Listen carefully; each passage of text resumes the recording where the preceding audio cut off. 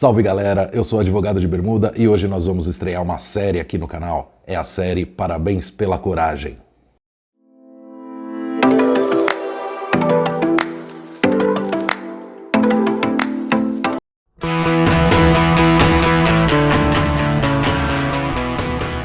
Nessa série, a gente vai trazer momentos icônicos do judiciário, com participação de juízes, advogados, partes, enfim, todo mundo que agiu meio fora do convencional, meio sem noção.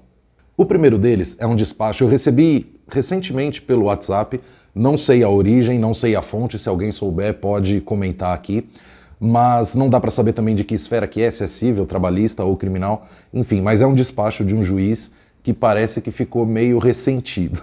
Dá uma olhada. O réu já apresentou contestação sem sequer ter sido determinada a sua citação. O autor apresentou sua réplica sem sequer ter sido intimado para tanto. Me parece que o processo tem vida própria e independe de impulso oficial.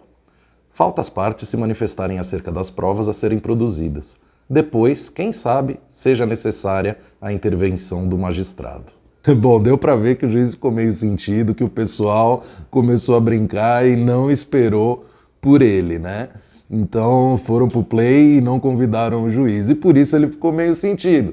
O que ele quis dizer com isso? Ele quis dizer que as próprias partes, ou seja, o autor e o réu, estão fazendo tudo por conta própria, sem precisar o juiz mandar.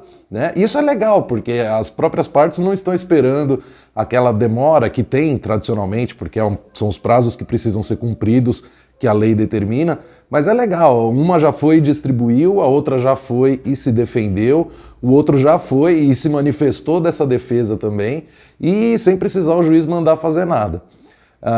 E o juiz não gostou muito, ele falou que fez um draminha ali, né? Falou que quem sabe, se precisar, o juiz participa. Foi isso que ele quis dizer no final com esse impulso oficial. Impulso oficial são aquelas coisas que o juiz manda as partes fazerem, mas são protocolares, ou seja, a lei já diz como tem que seguir o processo, o juiz só manda para ter justamente o impulso oficial, né? Mas tem alguns problemas nisso aqui. Vamos problematizar um pouquinho isso aqui. Bom, um dos problemas que poderia ter acontecido é que a petição inicial fosse indeferida.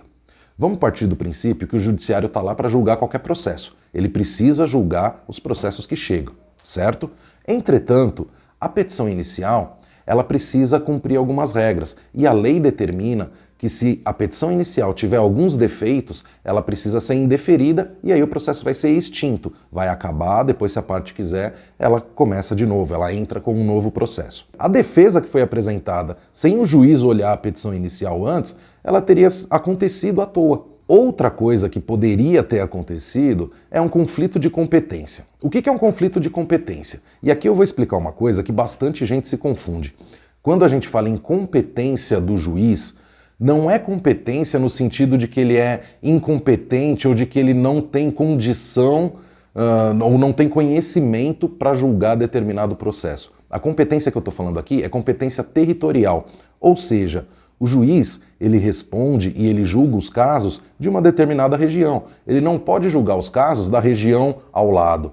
Por exemplo, na nossa casa, a gente dá as regras, a gente diz onde vai ficar a televisão, onde vai ficar o sofá, onde vai ficar o vaso. Na casa do vizinho, quem dá as regras é ele, né? No judiciário, acontece do mesmo jeito. O juiz, ele julga os casos que são pertinentes àquela região. Ele não pode julgar os casos do vizinho, tá? Então, a gente chega à conclusão de que poderia haver sim um conflito de competência, ou seja, um processo distribuído numa região em que não era aquela que deveria ser. Deveria ter sido distribuída, por exemplo, no bairro vizinho, certo? Nesse caso, o próprio juiz poderia decidir a respeito desse conflito de competência. O juiz poderia dizer, olha, eu não sou o juiz competente para julgar esse processo, tem que mandar para o juiz de lugar tal. E aí, essa defesa, essa inicial, essa manifestação que teve depois de quem entrou com o processo, elas não seriam nulas, mas elas estariam sendo encaminhadas para o juiz errado.